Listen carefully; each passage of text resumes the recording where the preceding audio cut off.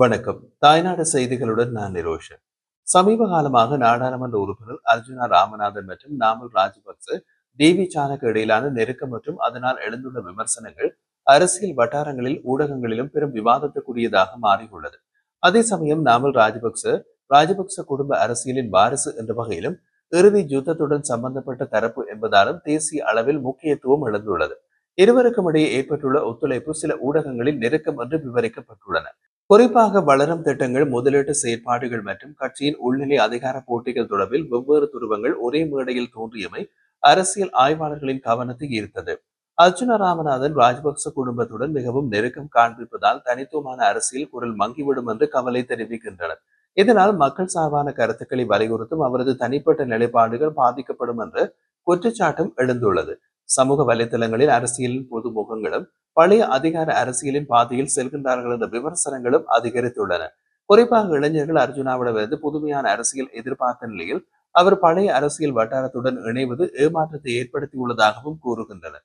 சில ஊடகங்கள் இது ஒரு தற்காலிக அரசியல் உக்தி மட்டுமே என்றும் மதிப்பிட்டுள்ளார்கள். ஆனால் சிலர் அரசியல் சுயாதீனத்தை குறைக்கும் நடவடிக்கை என்றும் கருதுகின்றனர். இந்த நெருக்கம் கட்சியின் உள்நிலை அதிகார சமநிலையை பாதிக்கக்கூடும். குறிப்பாக நாமல் ராஜபக்ச தனது எதிர்கால தலைமையை கட்டியெழுப்பும் நிலையில் அர்ஜுனாவின் பங்கு பெற்றுதல் அவரது ஆதிக்கத்தை வலுப்படுத்தும். அர்ஜுனா ராமநாதன், நாமல் ராஜபக்ச மற்றும் டிவி சானக்கு இடையிலான நெருக்கம் ஒரு சாதாரண தனிப்பட்ட தொடர்பா அல்லது எதிர்கால அரசியல் கூட்டணிக்கான முன்னோட்டமா என்பது இன்னமும் தெளிவாகவில்லை.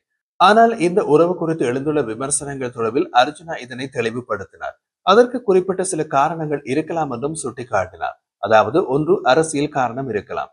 குறிப்பாக கடந்த காலங்களில் டக்ளஸ் சிவானந்தா மற்றும் அங்கஜன் ராமநாதன் போன்றவர்களை முட்டுக்கட்சியின் மறைமுக பிரதிநிதிகளாக அல்லது நேரடி பிரதிநிதிகளாக வடக்கு பகுதியில் இதுவரை காலமும் இருந்தவர்கள்.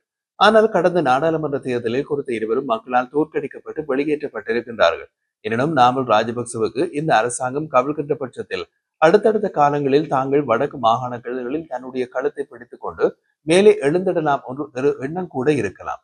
அதே நேரம் இரண்டாவது விடயமாக அங்குஜன் ராமநாதனையும் டக்ளஸ் தேவானந்தாவையும் தான் எழுந்து வர முடியாமல் செய்வதற்கான வாய்ப்பு இருக்கலாம். அல்லது என்னால் அவர்கள் எழுந்து வருகின்ற போது அவர்களுடைய அரசியலுக்கு தொந்தரவு இல்லாமல் பார்த்துக் கொள்ள வேண்டும் என்ற எண்ணங்களில் அவர்கள் இருக்கலாம் என்றும் சந்தேகம் வெளியிட்டார். அதாவது, தனக்கு ஒரு நண்பன் போன்று அல்லது உதவிகளை செய்வதாக காட்டிக்கொள்ளும் பட்சத்தில் வடக்கு மக்களும் நாமல் ராஜபக்சவை மீண்டும் ஏற்றுக்கொள்வார்கள் என்ற எண்ணம் கூட இருக்கலாம் என்பதையும் அர்ஜுனா தெளிவுபடுத்துகின்றார்.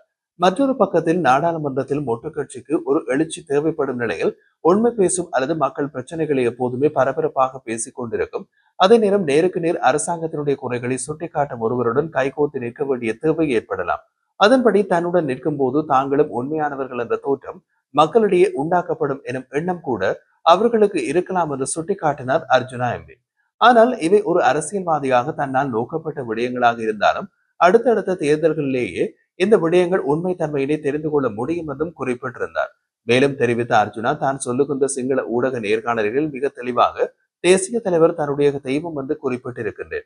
ஆனால் என்னை விமர்சிக்கும் யாராவது ஒருவர் பொது வழியில் தேசிய தலைவரை தெய்வம் என்று கூற முடியுமா என்றும் அர்ஜுனா சவால் விடுத்தார். அவ்வாறே நாடாளுமன்றத்தில் நீங்கள் வாக்களித்து வைத்திருக்கும் தமிழ் தேசிய அரசியல்வாதிகள் என்று கூட சொல்லப்படுபவர்களால் கூட இந்த விடயத்தை சொல்ல முடியாது. கிளிநொச்சியில் இருந்து ஆனிரவு வரை ஏராளமான மதுபான சாலைகள் கோடிக்கணக்கில் அனுமதிகளுக்கான பணம் செலுத்தப்பட்டு அமைக்கப்பட்டிருக்கின்றது.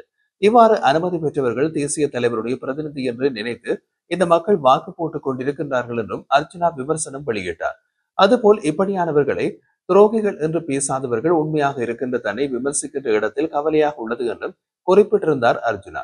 இவ்வாறு இருக்கையில் முன்னாள் நாடாளுமன்ற உறுப்பினர் விமல் வீரவங்ச தன்னை எதிர்க்கட்சி தலைவராக நியமிக்கும்படி ஒரு நேர்காணலில் குறிப்பிட்ட விடயத்தை சுட்டிக்காட்டும் அர்ஜுனா, எதிரிகளும் அல்லது சிங்களவர்களும் தம்மை விரும்புவதோடு தூய்மையாக இருப்பதாலும் விவாதங்களும் விவாத திறமையாலும் அவர்கள் என்னை மதிக்கின்ற ஒரு நிலைமை காணப்படுகிறது என்றும் சுட்டிக்காட்டினார்.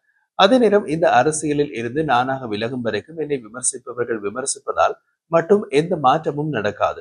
மாறாக அரசியலை தீர்மானிப்பது நானே ஒழிய நீங்கள் அல்ல என்றார் அர்ஜுனா. மொட்டு கட்சியின் நாடாளுமன்ற உறுப்பினர் டிபி சானக தாஜுதீன் கொலை வழக்கில் முன்னாள் குற்றப்புலனாய்வு திணைக்கள பணிப்பாளரான சாணி அபேசகர் பொய் சாட்சிகளை உருவாக்குவதாக குற்றம் சாட்டுகின்றார். இணைய தொலைக்காட்சி ஒன்றுக்கு வழங்கிய நேர்காணல் ஒன்றில் தாஜுதீன் கொலைக்காக கோட்டாபய ராஜபக்ச மற்றும் நாமல் ராஜபக்ச மீது பொய் சாட்சிகளை உருவாக்கிய சாட்சிகள் தன்னிடம் இருப்பதாகவும் கூறுகின்றார்.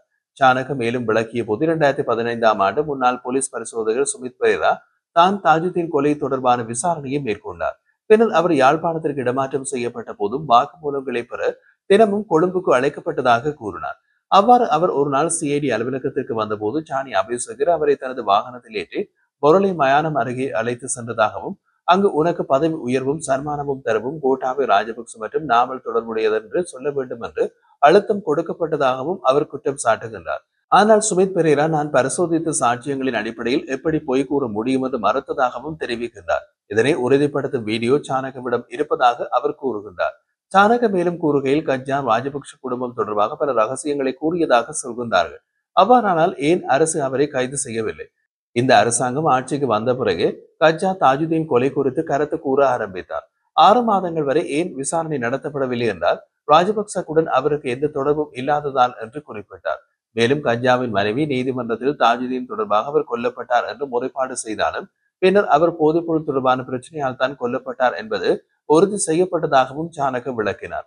சாணி அபேசகர பொய் சாட்சிகளை உருவாக்குவதில் வல்லவர் என்பது தொடர்பான புதிய விடயம் அல்ல.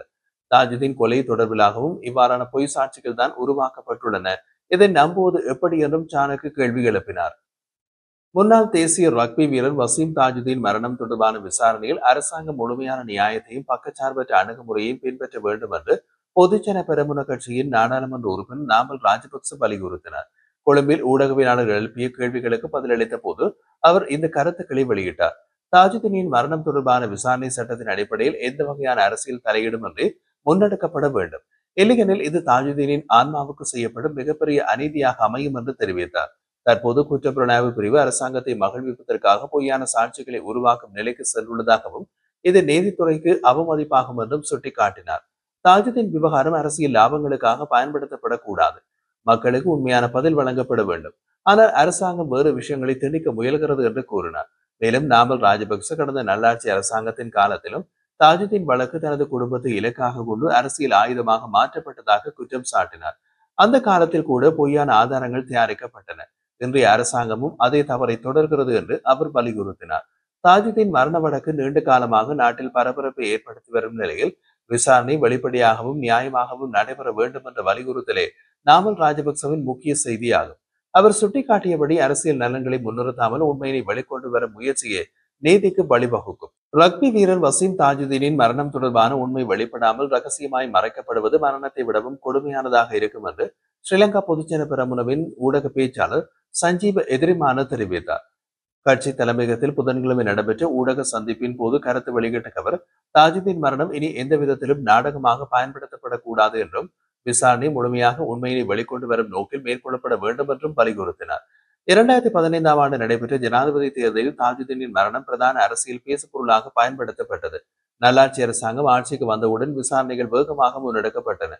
ஆனால் விசாரணைகளின் பின்னணியில் பல கேள்விகள் பதிலளிக்கப்படாமல் மிஞ்சின என்றார். சமீபத்தில் கொழும்பில் நடைபெற்ற நூல் வெளியீட்டு நிகழ்வில் தாஜுதீனின் மாமனார் உணர்ச்சி பூர்வமாக கருத்து வெளியிட்டதை தொடர்ந்து புதிய சந்தேகங்கள் சமூகத்தில் உருவாகியுள்ளதாக அவர் குறிப்பிடுகிறார். பதில் ஊடக பேச்சாளர் ஊடகங்களுக்கு வழங்கிய விளக்கங்களில் உறுதியற்ற தன்மை அதிகமாக உள்ளது. இது மேலும் குழப்பத்தை ஏற்படுத்துகிறது. தாஜுதீன் மரணம் எந்த விதமாகவும் நாடகமாக மாற்றப்படக்கூடாது.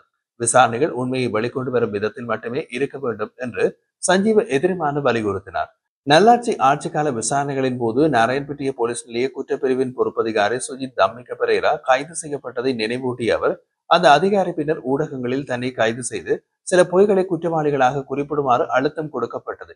அவ்வாறு செய்தால் உதவி போலீஸ் பரிசோதகராக பதவி உயர்த்துவதாகவும் கூறப்பட்டதாக வெளிப்படையாக சாட்சியம் அளித்தார் என்று குறிப்பிட்டார்.